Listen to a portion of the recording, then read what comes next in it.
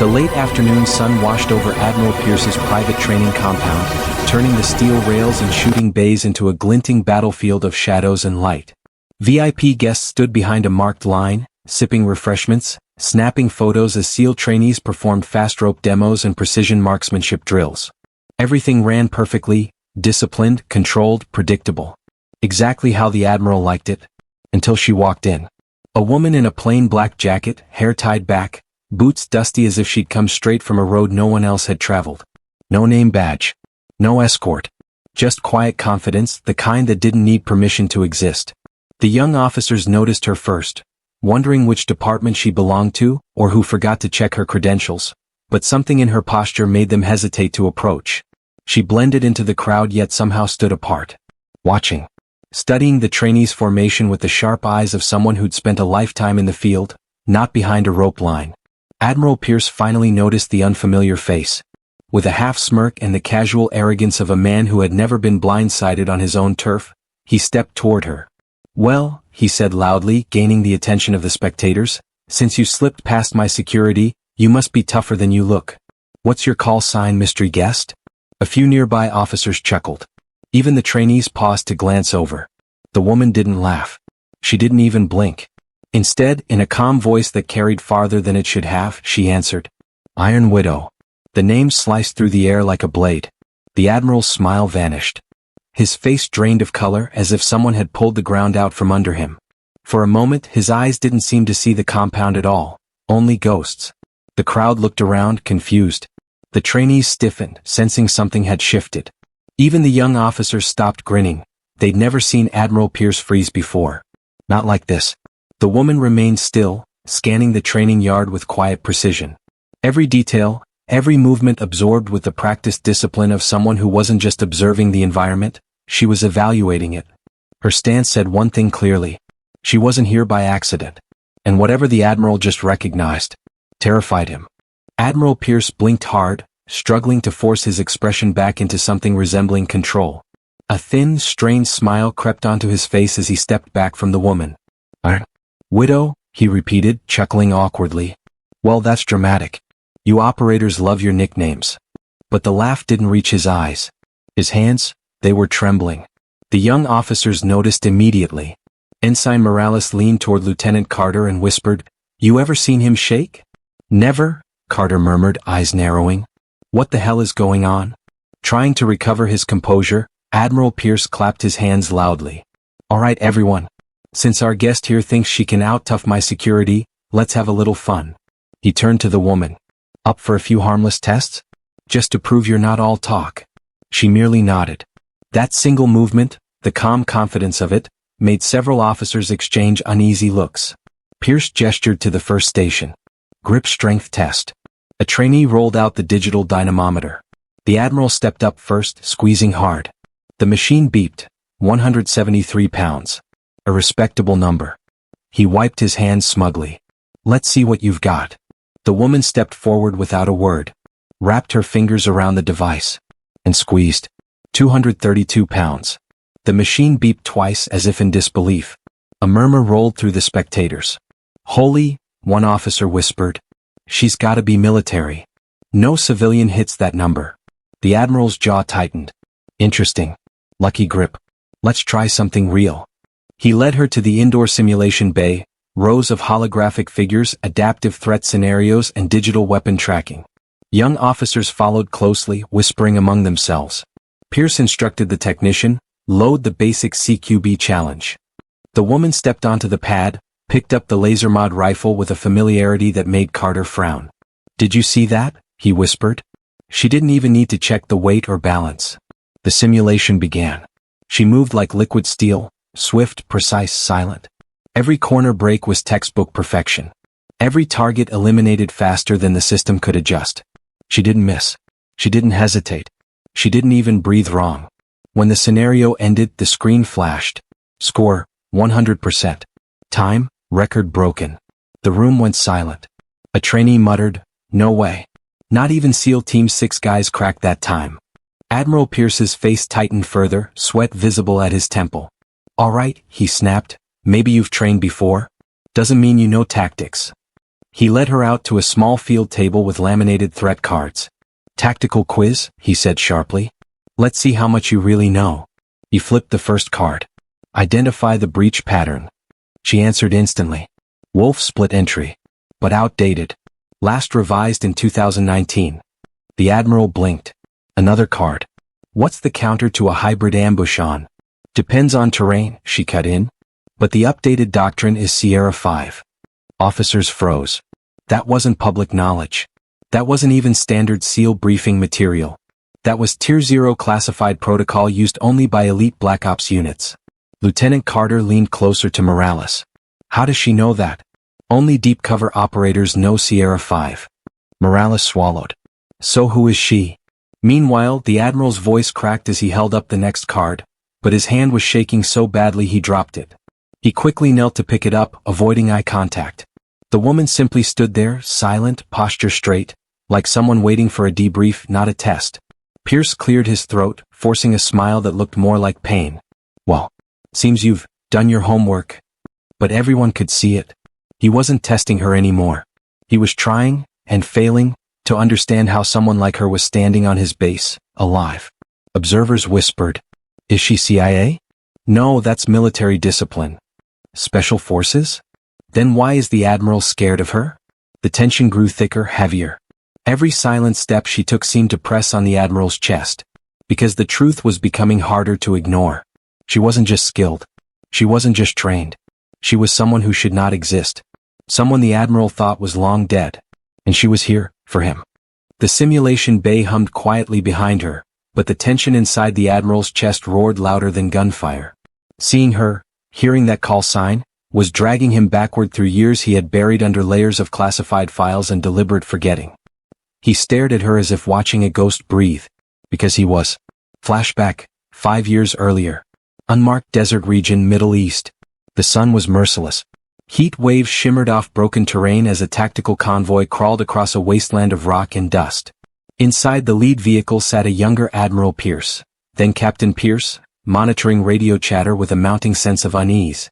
The last transmission from Team Viper had cut off mid-word. And Team Viper's commander was Captain Elira Cross. Call sign, Iron Widow. She was one of the finest operators he had ever overseen, sharp, decisive, unshakable. Her team adored her. Enemies feared her. Intelligence officers whispered her name with the same caution as a storm warning. But now the radio was dead. Pierce's gut twisted. "Increase speed," he ordered. "We're losing time." Minutes later, the convoy reached the ridge overlooking Viper's last known position. The sight below froze every soldier in place. 3 armored vehicles burned in a twisted line. Smoke curled into the sky like black fingers. Bodies, both friendly and hostile, were scattered across the sand. The entire team looked wiped out. "Ambush," someone whispered. "Massive one." But Pierce didn't move.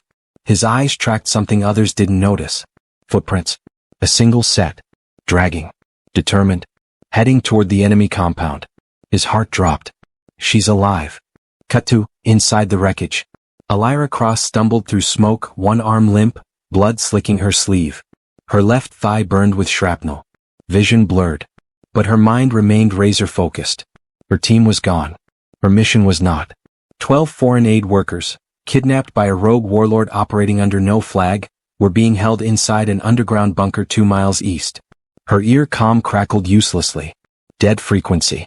She ripped the badge off a fallen teammate, pressed it over her heart, then whispered, "I'll finish it. For all of you." Cut to, approaching the bunker. Night fell harshly over the compound as she crawled toward the perimeter. Every injury screamed, every breath shook, but she kept moving. She slithered beneath razor wire, neutralized guards with silent precision, and slipped into the tunnels beneath the sand. She didn't have a squad. She didn't have backup. She didn't have time. What she did have was resolve sharper than steel. Inside the bunker, she found the hostages, terrified, bound, dehydrated. "I'm getting you out," she whispered, voice steady despite pain cutting through her ribs. "Where's your team?" a hostage asked. She swallowed the truth. "Ahead of us." It was a lie meant to keep them calm. But she walked alone. They moved quietly through smoke-filled passages. Guards swarmed the area as alarms blared. Elira fought like a force of nature, eliminating threats with one-handed reloads, improvised weapons, silent takedowns. Blood loss made her sway, but every time she faltered, she forced herself forward. Because failure meant 12 innocent lives ended. Cut to the courtyard escape. Gunfire erupted behind them as she led the hostages toward the outer yard. A blast threw her across the ground, tearing open her shoulder. Hostages screamed. Dust and fire filled the air. Then he emerged, the warlord. A towering figure draped in stolen tactical gear, rifle raised. A monster whose name filled intelligence briefings for years. Elira pushed herself up, body trembling. She had no ammo left.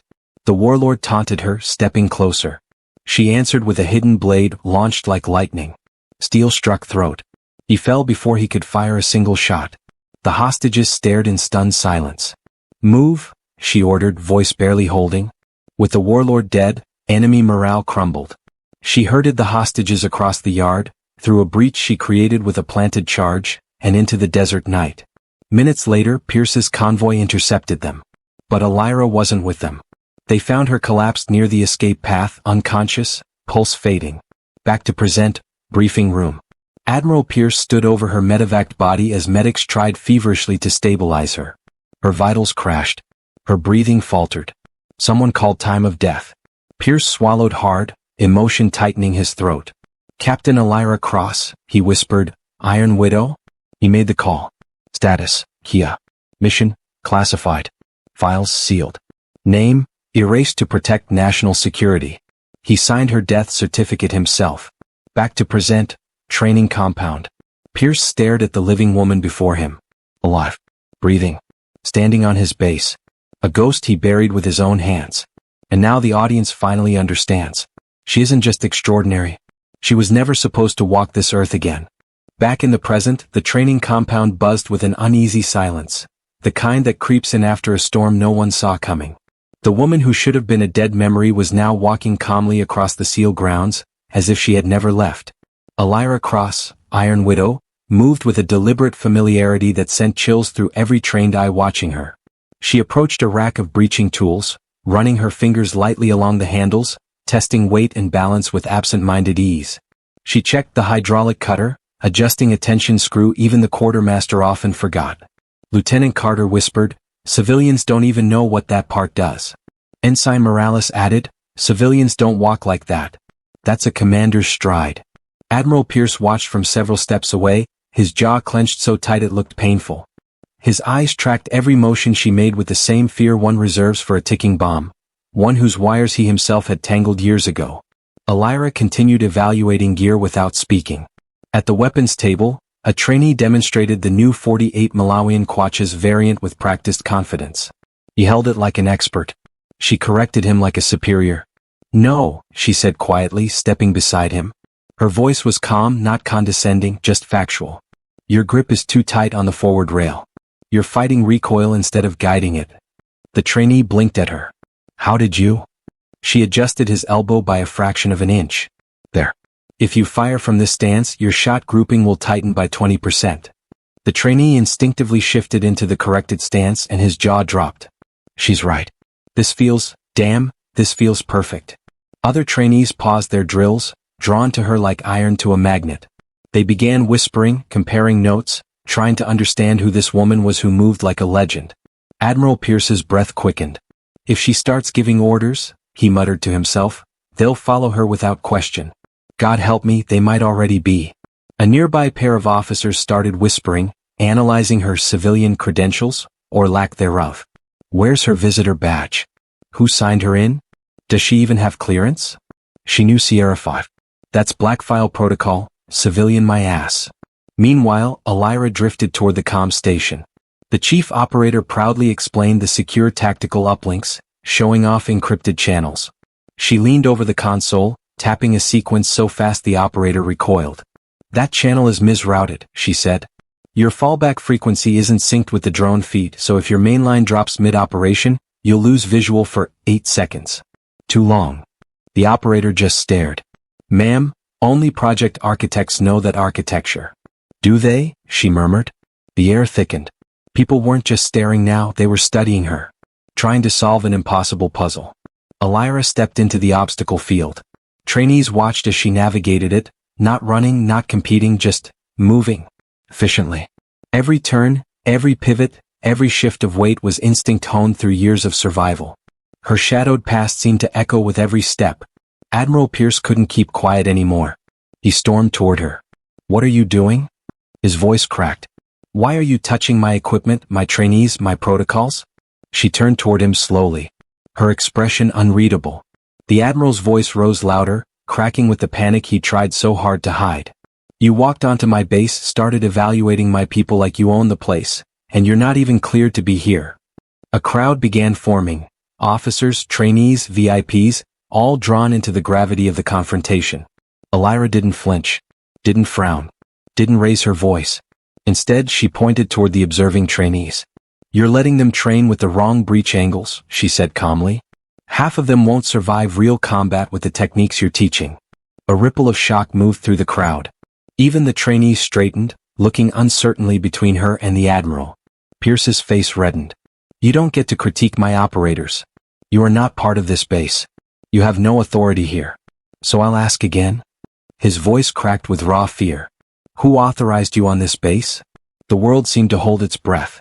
Elira stepped closer, her boots silent on the concrete. She looked straight into his eyes, the same eyes that once watched her fade in a medic's arms, the same eyes that wrote her death into a sealed file. Her reply was quiet, simple, devastating. "You did." Pierce's breath caught. Gasps swept the audience. Elira continued, voice steady as steel. "You authorized me 5 years ago when you signed off on Project Cerberus, when you approved my tactical enhancements, when you declared me dead, and when you buried my files." She stepped even closer. Pierce stumbled back. "You brought me into this world," she whispered, "and you tried to erase me from it." Silence. Heavy. Absolute. Every pair of eyes stayed locked on the woman the Admiral thought had died in the desert. Every suspicion, every whisper, every unease finally made sense. She wasn't a civilian. She wasn't a ghost. She wasn't a memory. She was a classified asset, returned. And the Admiral's nightmare was only beginning. The compound's alarms erupted without warning, sharp, piercing tones that sliced through the air and sent trainees scrambling into formation. Admiral Pierce had triggered a full security protocol, something only done during an active breach. But the only breach stood calmly in the center of the chaos, hands relaxed at her sides, watching armored command vehicles roar onto the training grounds. Dust kicked up as tactical trucks skidded to a halt. Doors slammed open. Armed personnel fanned out, confused but prepared for a threat. None of them expected to see their Admiral trembling in front of a lone woman who hadn't even raised her voice. From the lead vehicle stepped Base Commander General Rowan, a man known for his composure and unshakable authority. He looked around, bewildered by the swarm of armed security pointing weapons at a single figure. "What on earth is going on here?" Rowan barked. "Pierce, did you trigger a Priority 1 alert?" "For what?" The Admiral opened his mouth, but no sound came out. His chest rose and fell in sharp, uneven bursts. He could barely look at Elira. General Rowan's gaze shifted to her, calm, steady, observing every angle as if she'd mapped the base years before it existed. "Ma'am," Rowan said cautiously, "if you're a civilian, I need you to step back and—" She interrupted him, not with words, but with a movement so precise and so deliberate that every soldier within 20 yards tensed. She reached into her jacket. Weapons clicked. Soldiers raised rifles. She ignored them and withdrew a small, matte black capsule, no larger than a dog tag. She held it out between 2 fingers. General Rowan frowned. "What is that?" She pressed her thumb to the center. A soft chime sounded. A holographic insignia flared to life above the chip, deep crimson, marked with encrypted seals and a rotating emblem only seen in the highest levels of Black Ops Command. Rowan froze. Someone in the crowd whispered, "Red tier clearance?" "That's impossible." Red tier wasn't just high clearance. It was unacknowledged authority, the kind granted only to the architects of operations so classified they didn't exist on paper. Elira placed the chip in Rowan's open palm. His eyes scanned the holographic readout, and the moment he saw the name, his face drained of color. He looked up at her slowly. "This can't be real." "It is," Elira replied. "Verify the encryption." Rowan swallowed, tapped the chip to his wrist console, and watched as his screen lit up with restricted identifiers. The security vehicles, the trainees, the officers, everyone waited in breathless silence. A beat. Then Rowan turned to Admiral Pierce, stunned and pale. "Sir," Rowan's voice cracked. She outranks you. Gasps shot through the crowd. Even the soldiers lowered their weapons in confusion. Admiral Pierce staggered back as if struck. No, that's not possible. She's dead. She died. I signed. Elira stepped closer, her presence a quiet storm unraveling the last threads of his denial. Your report said I died, she said calmly. Your signature made sure of it. Rowan read further down the encrypted file, and his eyes widened. She wasn't just part of Project Cerberus, he whispered. She designed it. The crowd broke into hushed, disbelieving murmurs. Elira Cross. Iron Widow. Black Tier Architect. Command authority above both of them. And Pierce had mocked her. Challenged her. Tested her like a rookie trainee. He asked her call sign as a joke. The humiliation hit him like a physical blow. His knees buckled. He collapsed onto the concrete, hands shaking uncontrollably.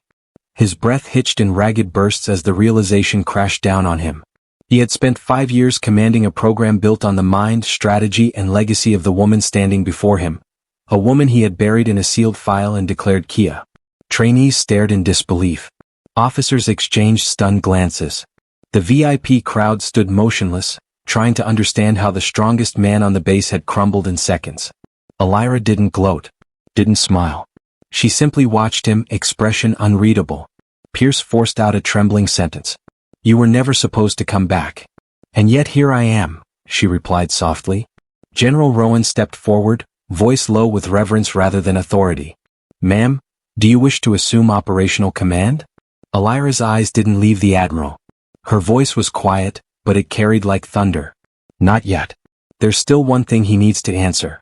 The crowd held its breath.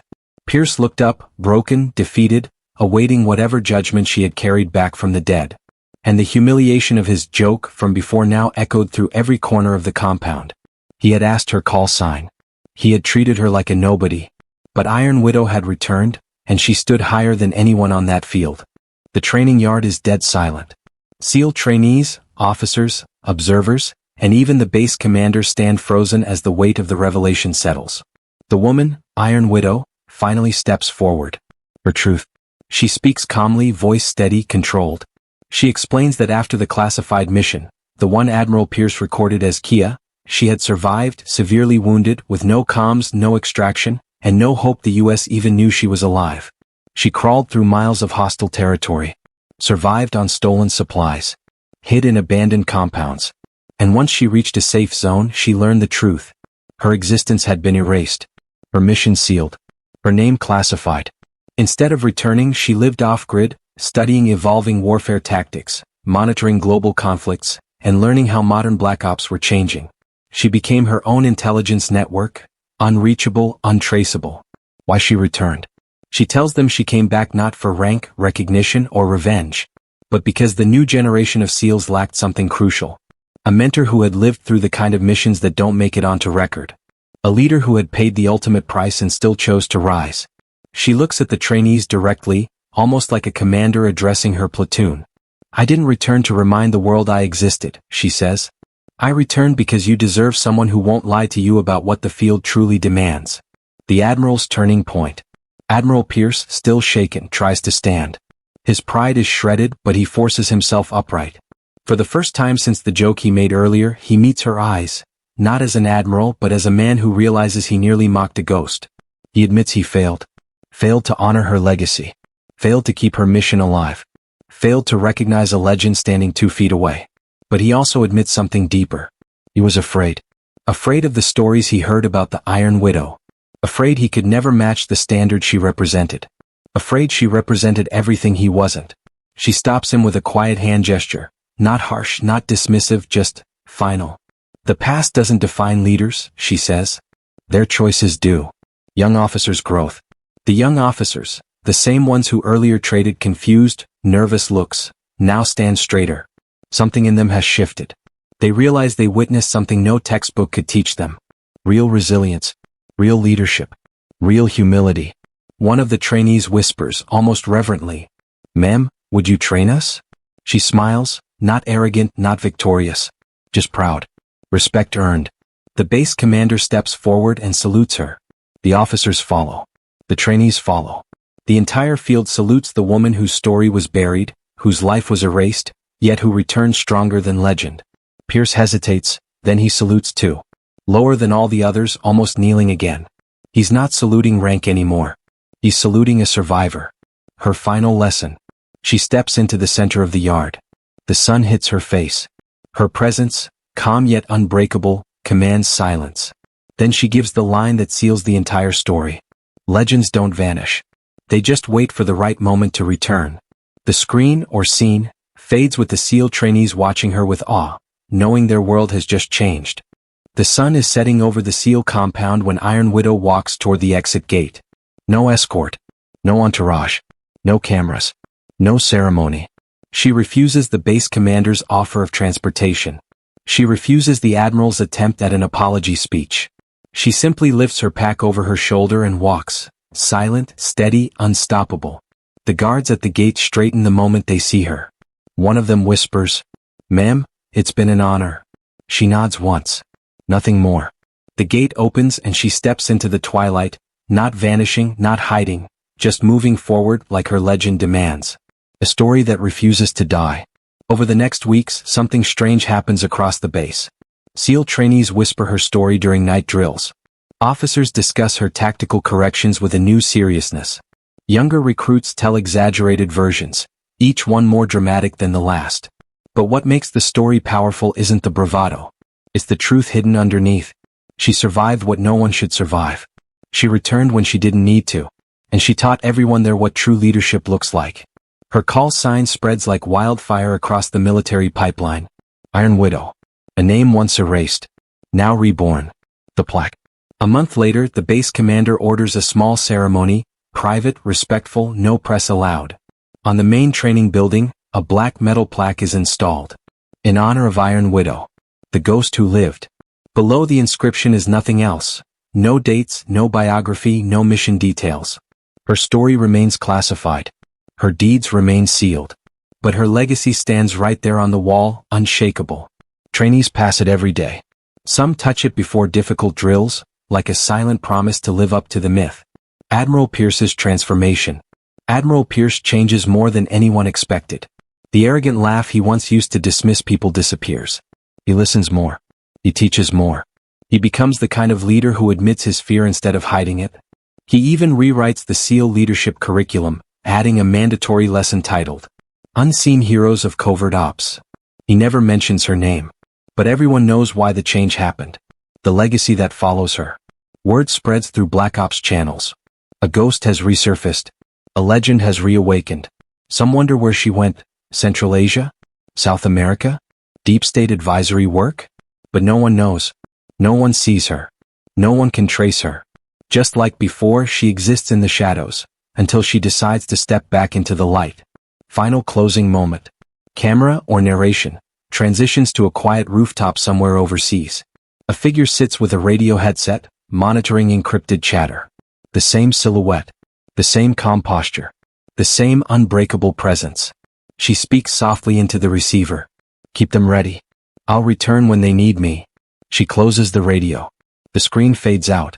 Final CTW, call to watch. Like, share and subscribe for more. Untold Special Ops Legends.